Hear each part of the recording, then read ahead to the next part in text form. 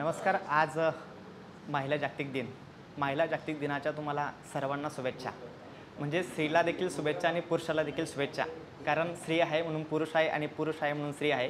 तेच त्यांचा आदर करू शकतात. त्यामुळं त्यांना दोघांनाही शुभेच्छा. आपल्या संस्कृतमध्ये एक फार छान श्लोक आहे.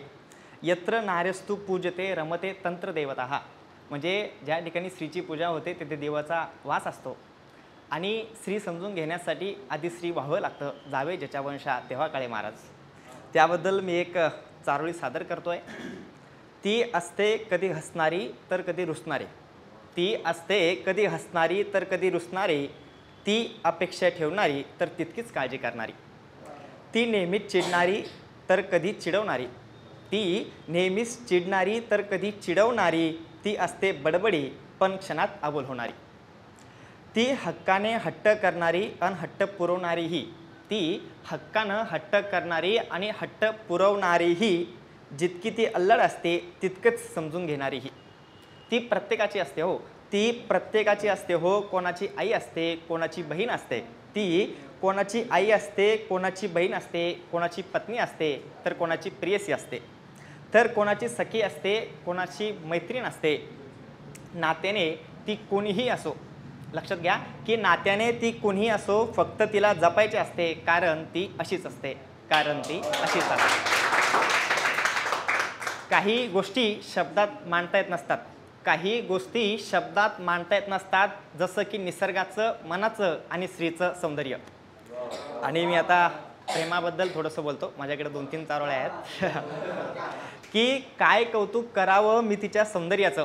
की काय कौतुक करावं मी तिच्या सौंदर्याचं. जितकं जितकं मी तिला बघत जातो तितकं ती अधिकच खुलत जाते आणि काळजात माझ्या रुतत जाते. नजर अंदाज मला तिचा कधी करताच आला नाही.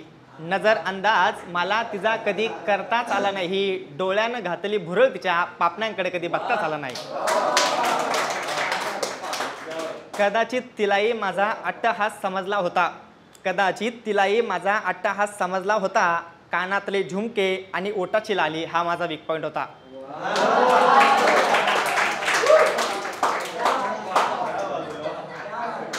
तू म्हणजे नशा, तू म्हणजे नशा, तू म्हणजे धुंद.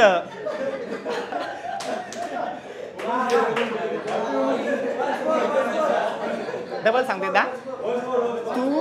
तू म्हणजे नशा, तू म्हणजे धुंद, तू म्हणजे सुरुवात, तू म्हणजे शेवट.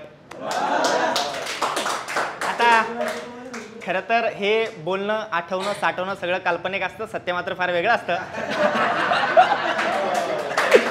आता मी